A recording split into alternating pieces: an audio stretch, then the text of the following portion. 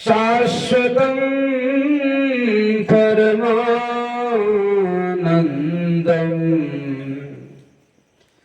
गुरुं मे हि नमाम्यहम् चैतन्यं शाश्वतं शान्तं वयोमातीतं निरञ्जनं नादबिन्दु कलातीतं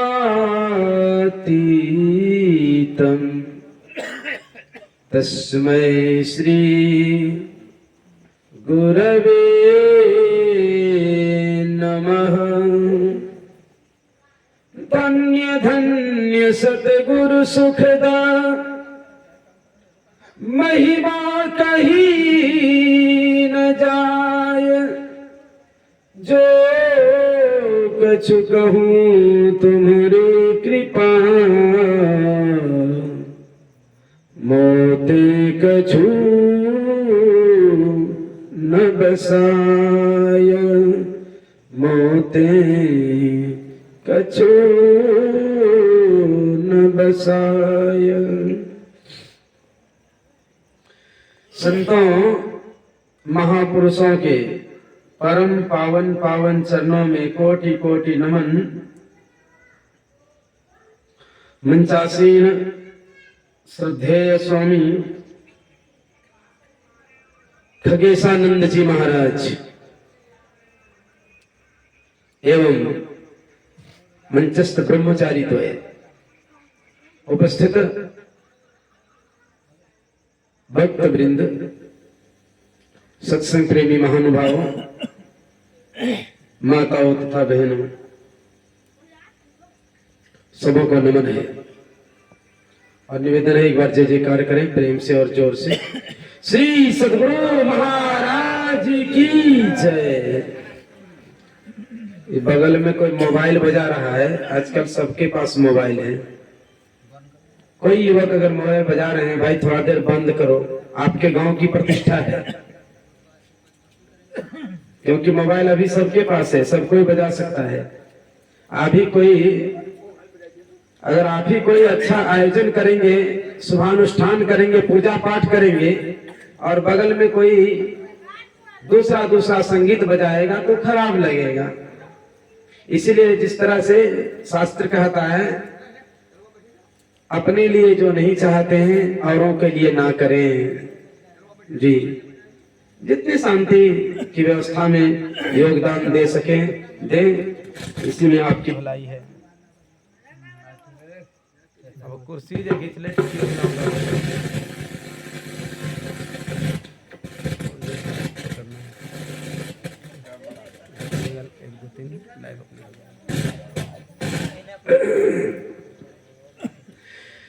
श्री सद्गुरु महाराज की जय। सज्जनों, बहुत देर से हम लोग महापुरुषों के विचारों को श्रवण कर रहे थे आदरणीय स्वामी खगेशानंद जी महाराज के श्रीमुख से। मैं भी थोड़ी देर सुनाऊंगा। जिस कल्याण की बात यह मंच करता है, जिस मुक्ति की बात यह मंच करता है, वह सत्य मुक्ति है, वो सच्चा कल्याण है। इसीलिए सत्संग के विचारों को गौर से श्रवण कीजिए। हमारा शरीर पंच तत्वों से निर्मित है। क्षिति, जल, पावक, गगन, समीरा, मिट्टी, अग्नि, हवा, आकाश। ये चीजें मनुष्य देह बनने के कारण रूप हैं। क्षिति, जल, पावक, गगन, समीरा। ये निर्माण कैसा हुआ इन पंच तत्वों से? का पंच रचित अति अधम शरीरा। ये शरीर जो बना है इसमें भलाई क्या है? जिस शरीर को प्राप्त करके हम लोग बहुत सुख मान रहे हैं, जा शरीर माही तू अनेक सुख माने रही हो, ताही तू विचार या में कौन बात भली है। विचार करके देखो इसमें भली अच्छी बात कौन कौन है। आंखें जहां से किच्ची निकलता है, कान से भी गंदगी निकलती है, नाक से भी गंदगी निकलती है, मुंह से भी गंदगी निकलती है, और मल मूत्र का तो कहना ही क्या।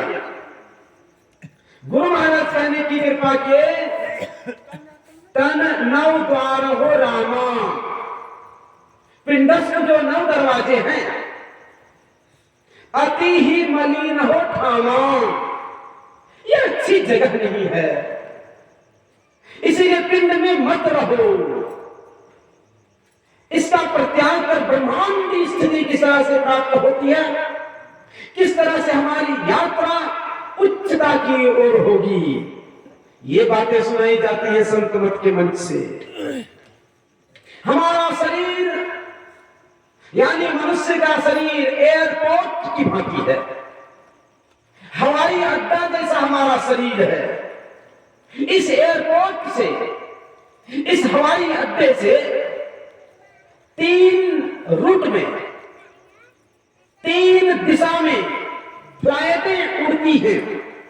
हाँ, 3 दिशाओं में यहां से हवाई जहाज उड़ता है, 3 ही दिशा में। इस एयरपोर्ट से, इस मनुष्य शरीर से 3 दिशाओं में जाने वाला हवाई जहाज, उड़ने वाला हवाई जहाज, कौन कौन दिशा है? कहा स्वर्ग, स्वर्ग की दिशा, नरक, नरक की दिशा में एक जहाज उड़ता है, और अपवर्ग मतलब मोक्ष की ओर एक जहाज उड़ता है। तो जिस जहाज में आप बैठेंगे गंतव्य उसी तरह का मिलेगा, वहीं पर आप जाएंगे। अगर आप ऐसे जहाज में बैठ गए, उस फ्लाइट में आप बैठ गए जिसकी दिशा पूर्व से ही सुनिश्चित है नरक को जाने के लिए, तो आप कहां जाएंगे? वो एरोप्लेन, वो हवाई जहाज आपको कहां उतारेगा? नरक में। और जिसकी दिशा पूर्व से निश्चित है स्वर्ग की ओर जाने के लिए, स्वर्ग तक की उससे यात्रा होती है, उस जहाज में बैठेंगे तो कहां उतरेंगे? स्वर्ग में उतरेंगे। और एक जहाज और है जिस पर बैठने के बाद हम परम मोक्ष को प्राप्त करते हैं, परम मोक्ष में उतरते हैं। तो हमें निश्चय करना है, हमें यह निर्णय लेना है कि मनुष्य का जो जीवन प्राप्त हुआ है, इस जीवन को प्राप्त करके हमें कौन दिशा में जाने वाला जो यात्रा का सहज सुलभ साधन है बैठेंगे।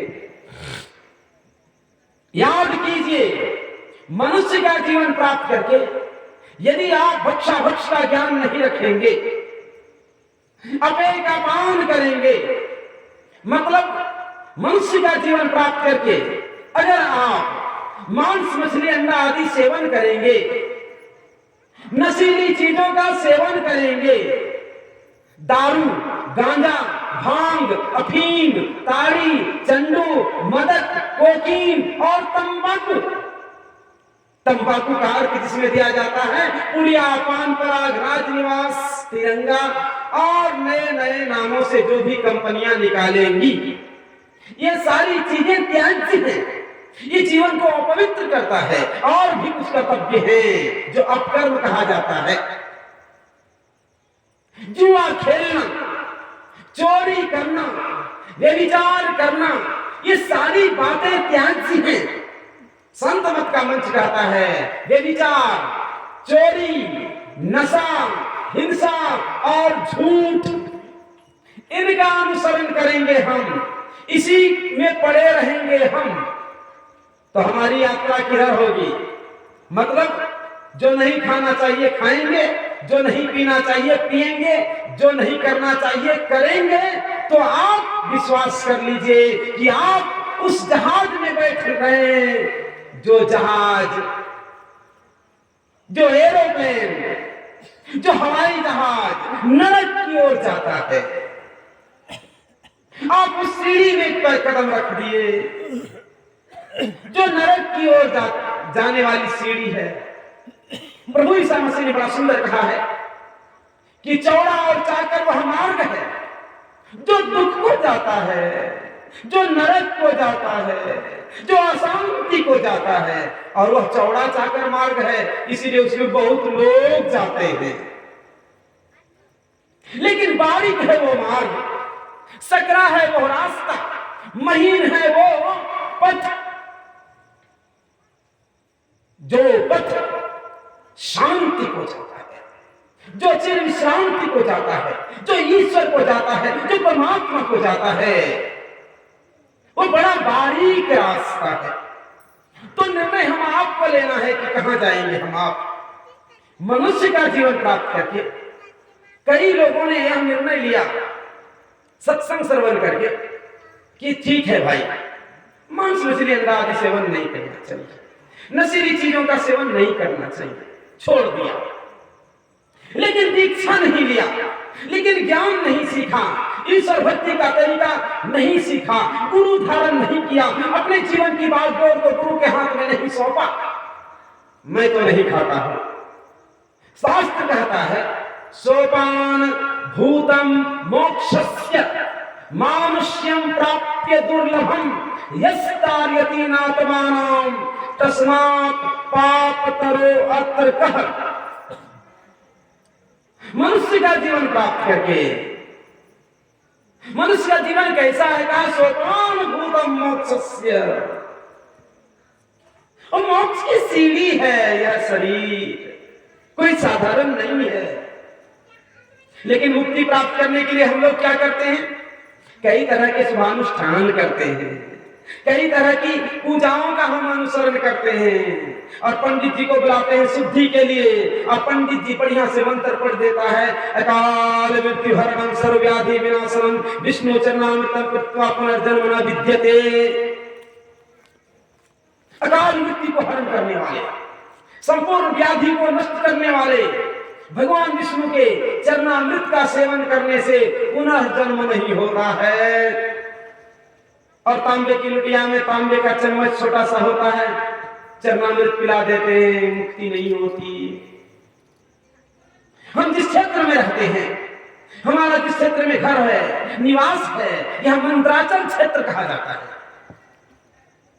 और मंदराचल पर्वत पर आप जब जाएंगे, आपको लिखा हुआ मिलेगा एक श्लोक, मंदार शिखरम दृष्ट्वा दृष्ट्वा च मधुसूदनम कामधेनु मुखम दृष्ट्वा पुनर्जन्म न विद्यते।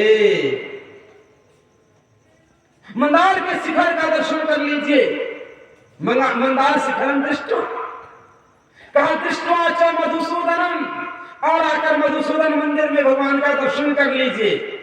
कामधेनु मुखम दृष्ट्वा, और कामधेनु मंदिर में जाकर उनके मुख का दर्शन कीजिए। पुनर्जन्म ना विद्यते, फिर जन्म नहीं होगा।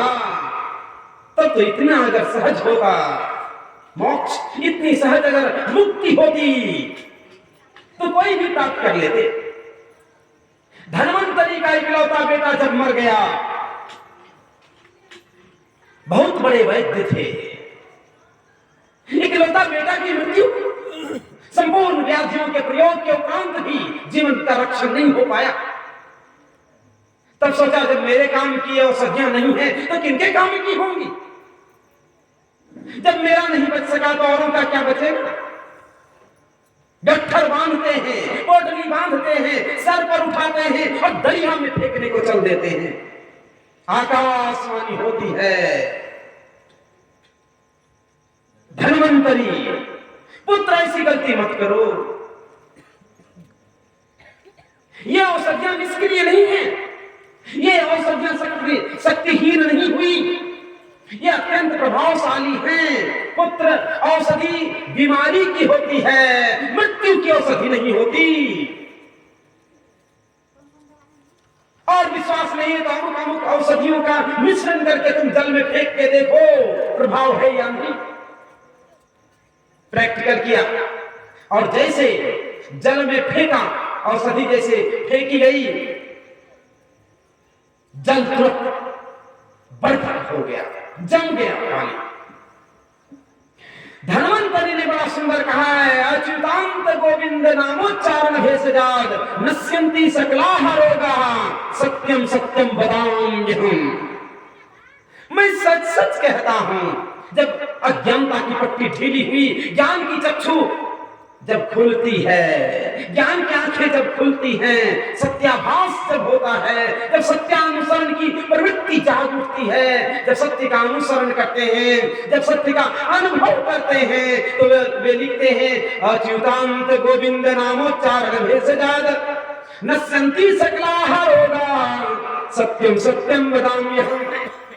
उस अच्युतांत जो परमात्मा है, वो सच्चिदानंद जो परमात्मा है, वह जो सर्वेश्वर है, वह जो गोविंद है, जो इंद्रियों के स्वामी हैं, नामोच्चारण भेषजाद, उनका नामोच्चारण यानी ईश्वर नामानुसरण, ईश्वर के नाम को लेना, ये बहुत बड़ी औषधि है। नश्यन्ति सकलाः रोगाः, संपूर्ण व्याधियां नष्ट होती हैं। कहा सत्यम सत्यम वदाम्यहम्, मैं सत्य सत्य कहता हूं।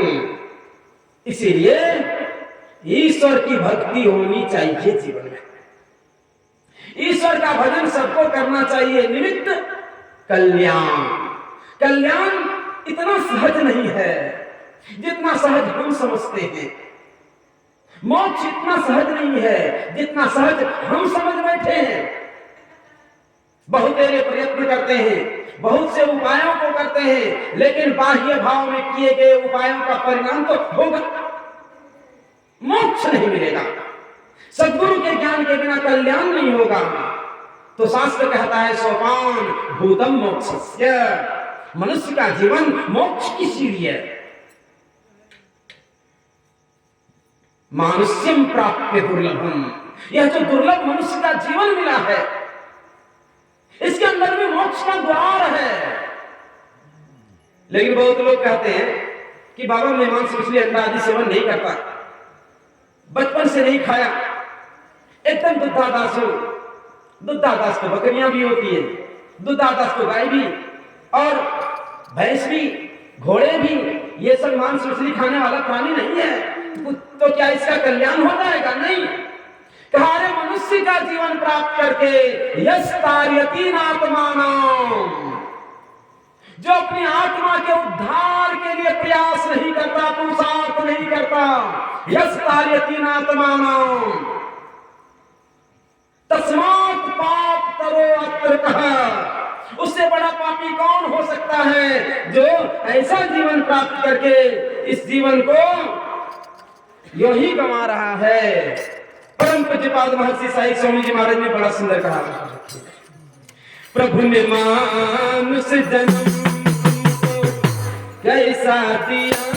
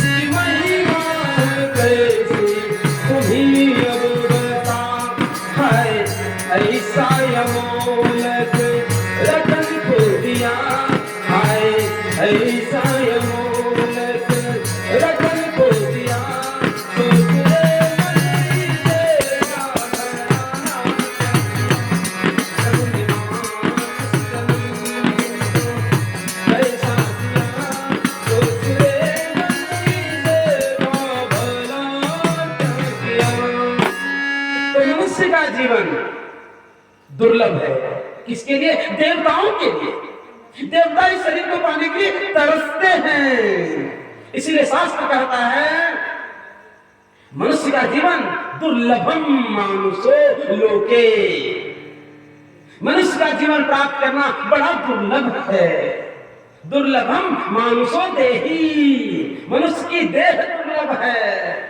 दुर्लभम मानुषो देही, देही नाम क्षणभंगुरः, शरीर तो मिला है लेकिन क्षणभंगुर मिला, रहने वाला सदा नहीं है। सूर्योदय हुआ, सूर्य तप्त हुआ, इसके बाद अस्ताचल की गोद में चला गया।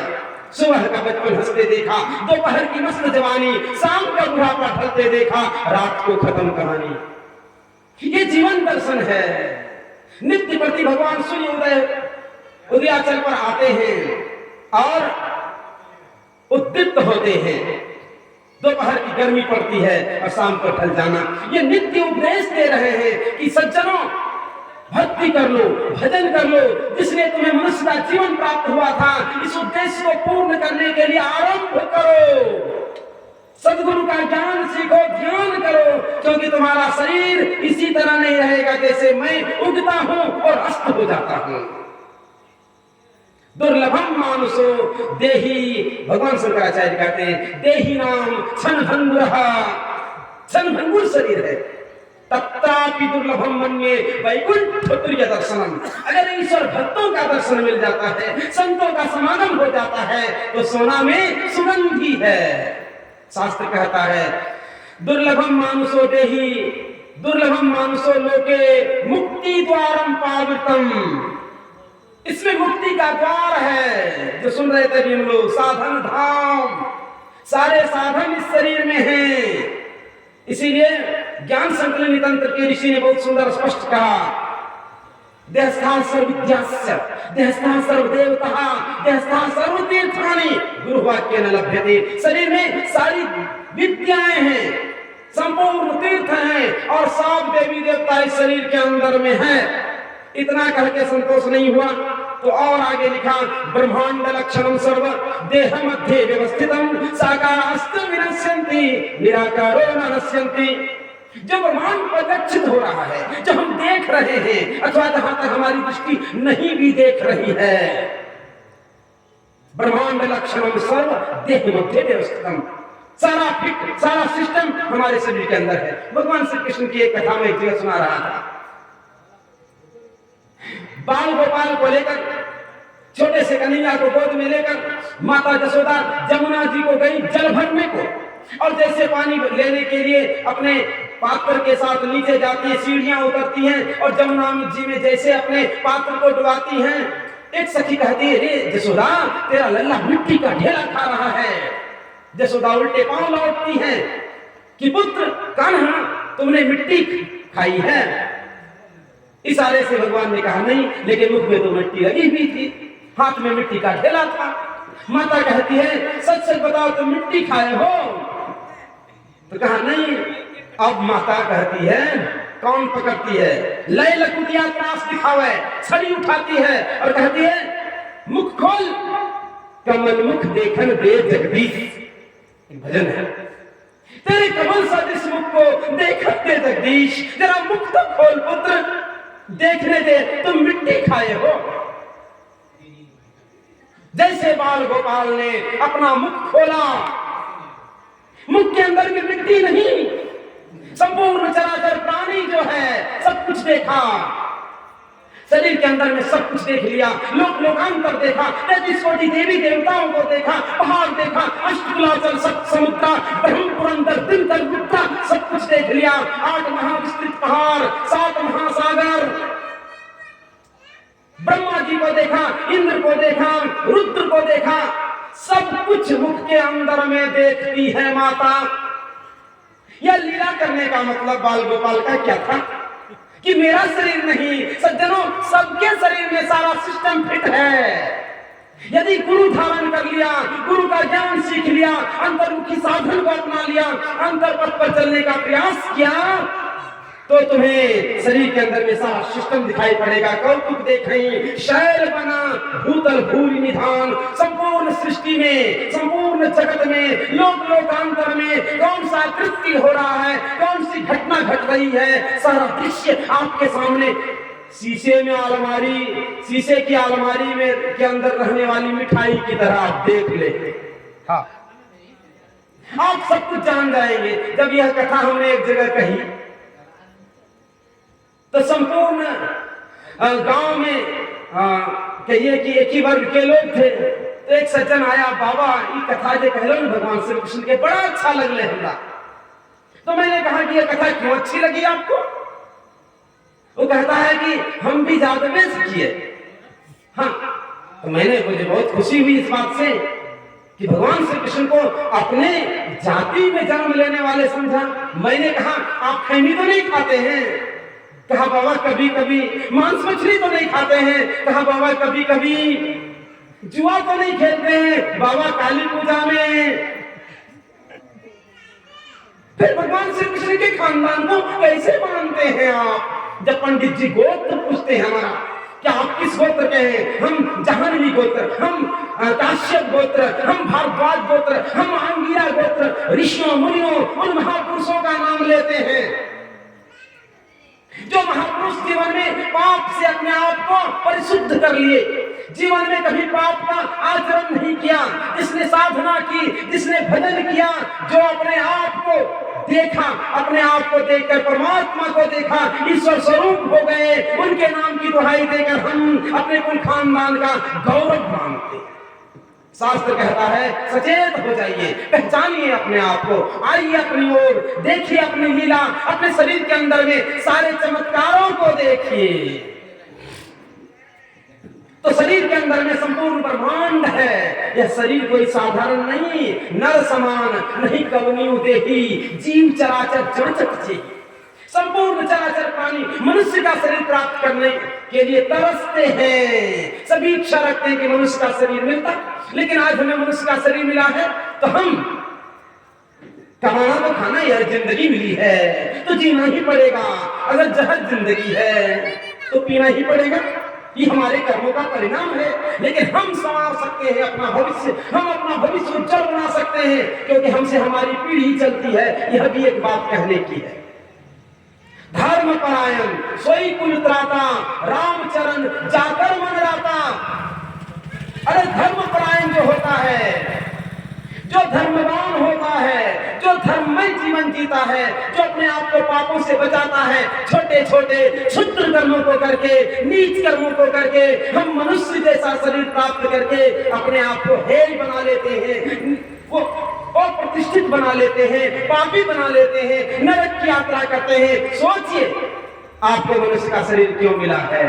भगवान राम कहते हैं बड़े भाग, अरे भाई बड़े भागी हो तुम, बड़े भाग मानुष तन पावा।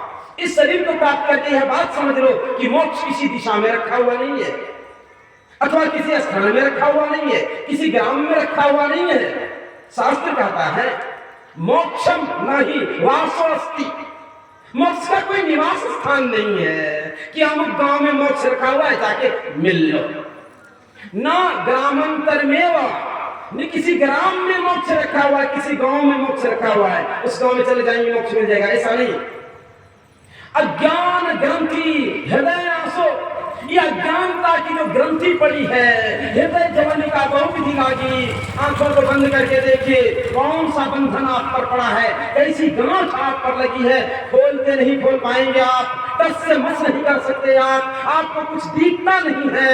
देखिए आंखों को बंद करके, मनुष्य का जीवन मिला है। थोड़ा सोचिए, थोड़ा विचारिए, क्या खाना चाहिए, क्या नहीं खाना चाहिए, क्या पीना चाहिए, क्या नहीं पीना चाहिए। बात बार बार मैं इसलिए कहता हूं कि आधार है, आरंभ है सुधार का। हाँ, गुरु महाराज ने कहा खान पान को प्रथम संभालो, तब रस रस सब अवगुण मारो, तब धीरे धीरे अवगुणों पर विजय प्राप्त करोगे। जीवन को पहचानना, मनुष्य का जीवन मिला है, कोई पशु पक्षी का जीवन नहीं मिला है। उत्तर गीता में भगवान श्री कृष्ण कहते हैं आहार निद्रा भय मैथुनं च सामान्यं मेतत् पशुभिः नराणां ज्ञानं नराणां अधिकं विशेषो ज्ञानेन हीनाः पशुभिः समानाः। खाना, सोना, भयभीत होना, संतानोत्पत्ति करना, ये गुण पशु और मनुष्य में, पक्षी और मनुष्य में बराबर है। अगर मनुष्य में ज्ञान है तो ज्ञानम नराणाम अधिकम विशेषो, अगर ज्ञान है तो उसकी विशेषता है, नहीं तो ज्ञाने नहीं ना पशु भी समाना। कहा खगवत गिरहेश, कैसा जीवन जी रहे? खगवत गिरहेश।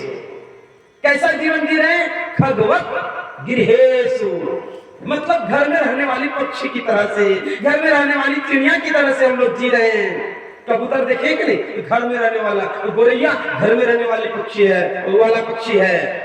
ये तो देखते ही हम लोग, वो क्या क्या काम करता है, खाता है, सोता है, भयभीत तो होता ही है और संतानोत्पत्ति करता है। इससे कुछ विशेष नहीं करता सज्जन। मनुष्य का शरीर प्राप्त करके भी अगर हम इतना ही करते हैं तब कुछ नहीं किया। कहेंगे कि हम में तो ज्ञान है बाबा, हम घर बनाते हैं, हम आगे आगे बहुत तरह के ज्ञान को रखते हैं।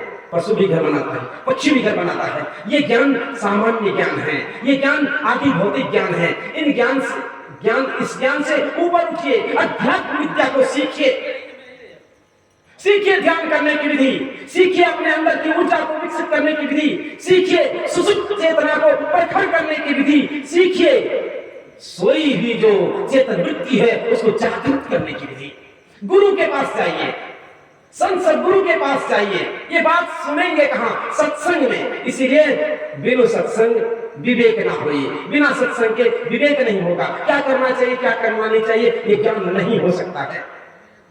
शास्त्र कहता है मनुष्य का जीवन प्राप्त किए हो तो क्या करना चाहिए। महाभारत में लिखा हुआ है, कुर्यात् परिचयम योगे त्रैकाल्ये नियतो मुनि गिरिशृंगे तथा चैत्ये वृक्षाग्रेषु योजे।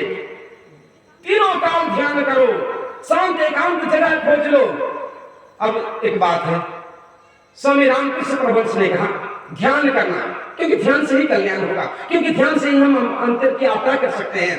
तो ध्यान कैसे करें? ध्यान करना कहां कहां?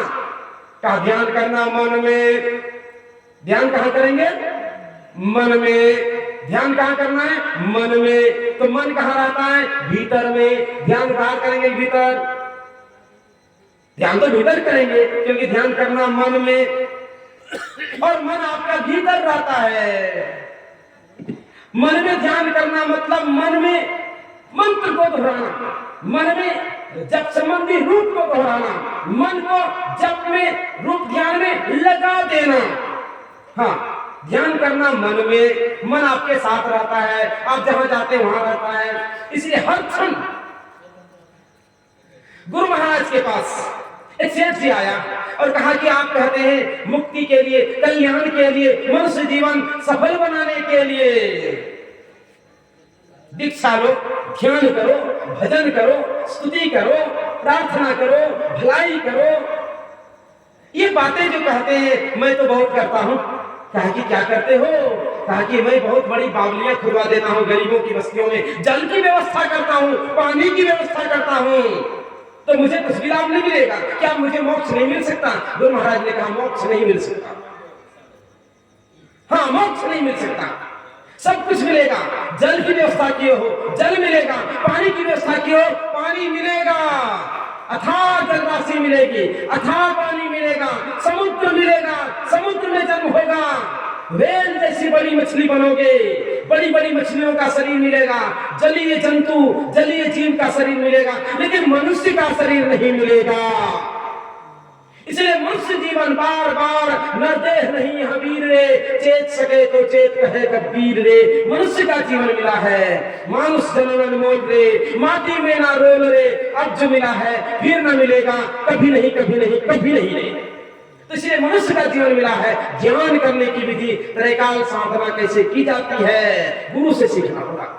गुरु से सीखेंगे, आपको मानस जप बताएंगे। आप जो भी काम कर रहे हैं, जो भी कृत्य कर रहे हैं, गृह कार्यों का संपादन कर रहे हैं, घर का काम संभाल रहे हैं, जिस भी स्थिति में रहते हैं आप, उस स्थिति में आप भजन करेंगे। अगर आपके हाथ में हल का बूटा पकड़ा हुआ है, साइकिल का स्टीयरिंग हैंडल है आपके हाथ में, मन को किसने रोका? मन से आप जप करेंगे। अति पावन गुरु मंत्र, मन ही मन जाप जपो। आप जप में मन को लगाएंगे और संत मत का जप, संत मत का जप का जो सिस्टम है बड़ा सुंदर है।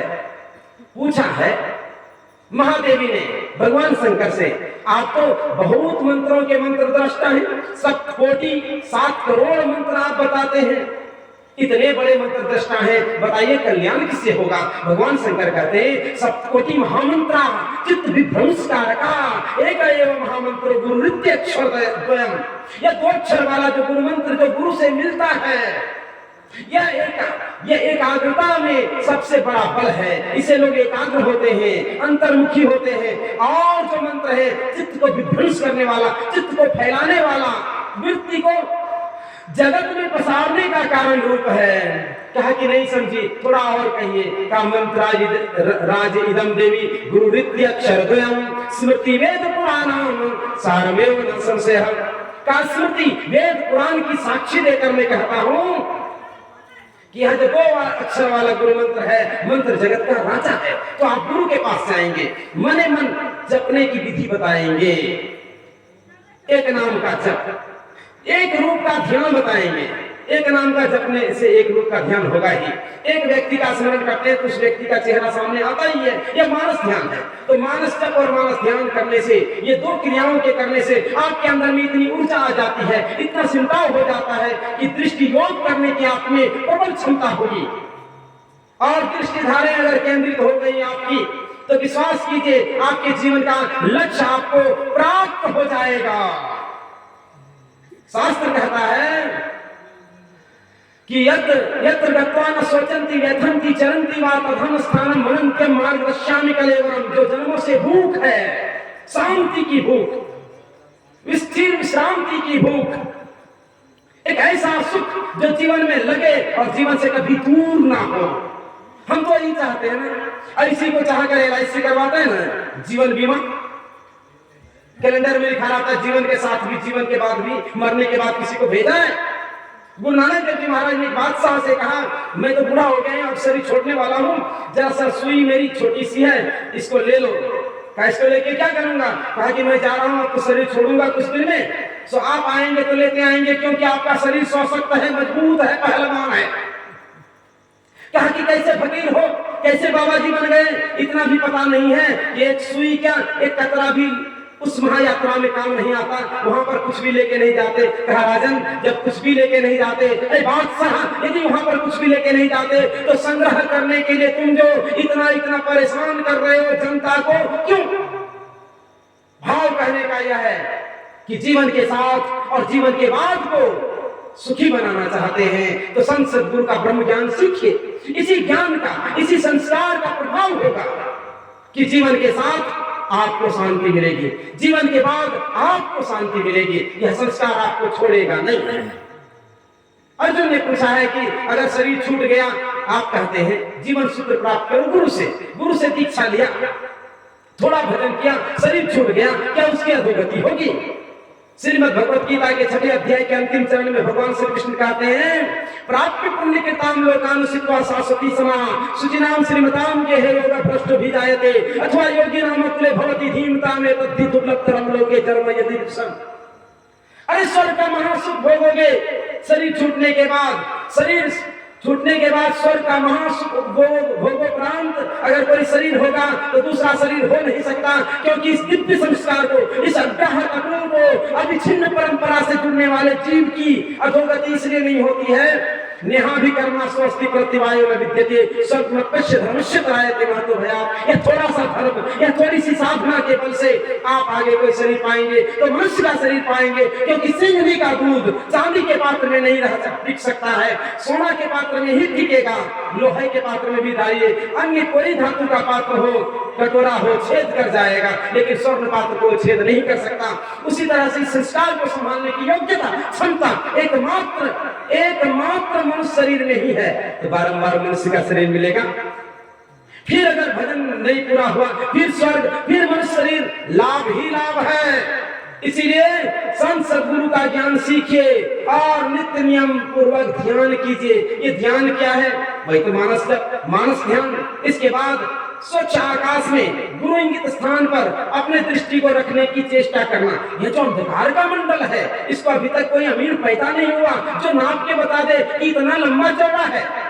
इस अंधकार में दृष्टि कैसे केंद्रित की जाती है, दृष्टि धाराएं किस तरह से जुड़ती हैं, यह भेद गुरु गम्य है, यह भेद गुरु बताते हैं। अगर दृष्टि धारा आपकी केंद्रित हो गई, पिंड और ब्रह्मांड के जॉइंट पॉइंट पर, संधि स्थल पर, मिलन स्थान पर अगर आपकी दृष्टि केंद्रित होती है तो पिंड छूट जाएगा। तजो पिंड चहिदाओ ब्रह्मांड ही वीर हो, केलो सुषमन घाट शिस्त ज्योतिर हो, बिंदु नाथ अगुवाई तुम्हें ले जाएंगे, अरे हारे में ही ज्योति मंडल सहनाथ की सैर दिखाएंगे। आपकी दृष्टि केंद्रित होती है बिंदु में, तो बिंदु में तहनाद बोले बहुत तरह के शब्द मिलेंगे, और बाहर का शब्द जो चारों तरफ फैलता है, लेकिन अंदर का शब्द ये जो वैखरी वाणी है, परा न पश्यंती न मध्यमा न वैखरी न भी से आवाज उचित होती है, और वो शब्द ये आहत ये हृदय को छूते हुए कंठ को स्पर्श करके बाहर को निकलती है। अनहत अनाहत और सावे सतपथ ये नहीं है। महापुरुष कहते हैं परा न पश्यंती न मध्यमा न वैखरी न, ये वाणी से नहीं, यह जो आवाज है नीचे से ऊपर की ओर आती है, लेकिन ईश्वरीय जो शब्द है वो ऊपर से नीचे की ओर आती है। उस धारा से जो जुड़ जाता है, उस शब्द से जो पकड़ा जाता है, एक बार शब्द पकड़ता है, शब्द धीरे धीरे खींच के बजती है। 5 नौबतें सुनी एक एक को, पांचों मंडल के पांचों शब्दों को पकड़ता है, और अंततः वह सार शब्द की परख कर लेता है जो ईश्वर से ही वह शब्द उत्थित है। उस शब्द को पकड़ लेने के बाद महापुरुष कहते हैं, संत बताते हैं कि वह ऊपर से जो आवाज आने वाली है आ रही दूर से सदा तेरे पुराने के लिए, उस शब्द को जो पकड़ लेता है, इस अभ्यास में जो प्रवीण होता है, कैवल्य मंडल को पार कर वह शब्दातीत पद में निःशब्दम परमम पदम परमात्मा का पद पाता है। मनुष्य जीवन इसीलिए मिला है। तो अभक्ष का भक्षण छोड़िए, मांस मछली अंडा आदि सेवन छोड़िए, नशीली चीजों का सेवन छोड़िए, और गुरु धारण कीजिए। जब 6 महीना पूरा हो जाए तो गुरु महाराज का ऐसे सदगुरु का ज्ञान सीखकर रोज ध्यान भजन कीजिए और मनुष्य जीवन को सफल सार्थक और धन्य बनाइए। इतना ही कहा, इन्हीं चंद शब्दों के साथ बहुत बहुत शुभकामना देता हूं उस बच्चे को गुरु महाराज की तरफ से कि जिसके जन्मोत्सव पर यह सत्संग आयोजित हुआ है। तो मैं निवेदन करूंगा कि थोड़ी देर के लिए उस बच्चे के मंगलमय भविष्य एवं समृद्ध सम्राट और विशुद्ध गुरु भक्त हो, इसके लिए थोड़ी देर ध्यान कर दीजिए 1 मिनट का। इसके बाद आरती होगी। बोलिए श्री सद्गुरु महाराज की जय।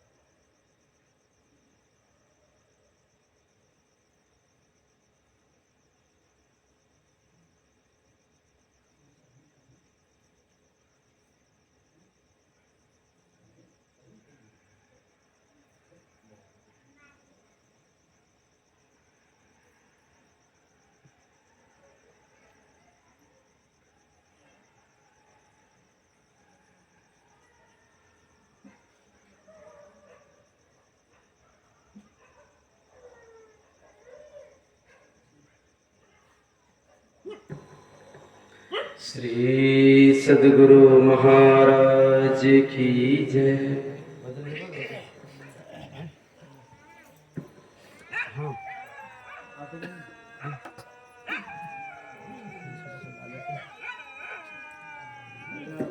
जी स्वामी खगेशानंद जी महाराज के श्रीमुख से एक छोटा सा भजन सुने, इसके बाद आरती होगी।